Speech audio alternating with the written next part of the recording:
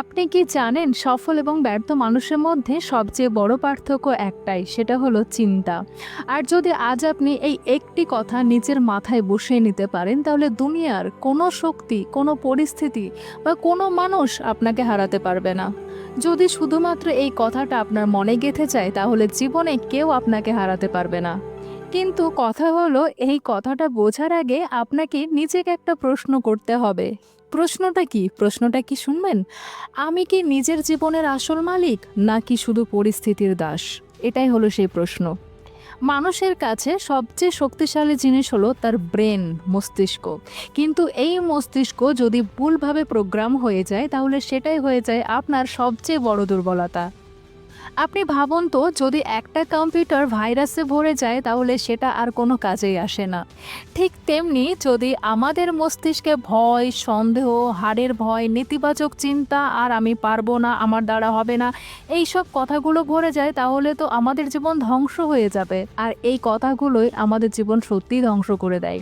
কিন্তু যদি মস্তিষ্কে বসে যায় শুধু একটা কথা, আমি পারবো, আমি পারি, আমি করব, আমাকে কেউ থামাতে পারবে না, তাহলে আপনি এমন পথে হাঁটবেন যেখানে অন্যদের চিন্তাও পৌঁছতে পারবে না। এখন আসা যাক সেই এক কথার দিকে। যদি সত্যি এই কথাটা আপনি নিজের মনে গেঁথে ফেলেন, তাহলে জীবনের সব লড়াই আপনি জিতে নিতে পারবেন। আমার চিন্তাই আমার সবচেয়ে বড় শক্তি। আর আমি যা ভাবি আমি তাই হয়ে উঠি।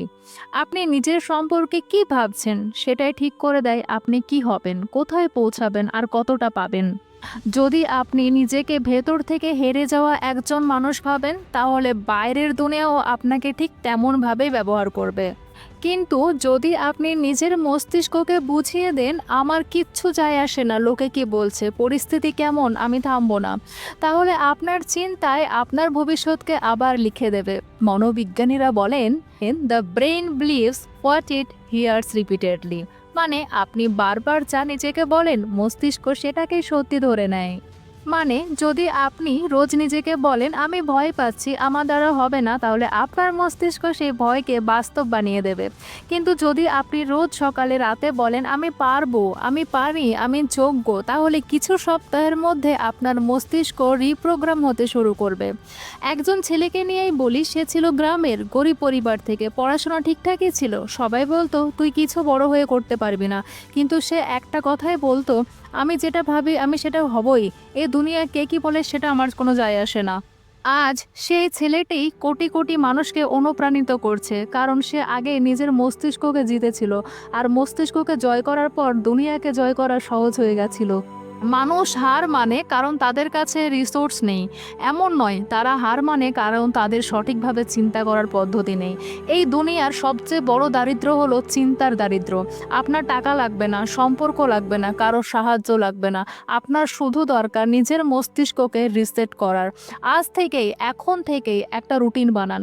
প্রতিদিন সকালে আয়নার সামনে নিজেকে দাঁড়িয়ে বলুন, আমি নিজেকে বদলে দিচ্ছি, আমার চিন্তা আমার শক্তি, আর আমি আমার মস্তিষ্কের মালিক, দাস না। এই কথাগুলো 21 দিন ধরে প্রতিদিন বলুন, দেখবেন আপনার চিন্তা বদলে যাবে, তারপর বদলাবে আপনার অভ্যাস, আর শেষে বদলাবে আপনার পুরোই জীবন। মনে রাখবেন, দুনিয়া দেখে সেটা যেটা আপনি নিজেকে দেখান।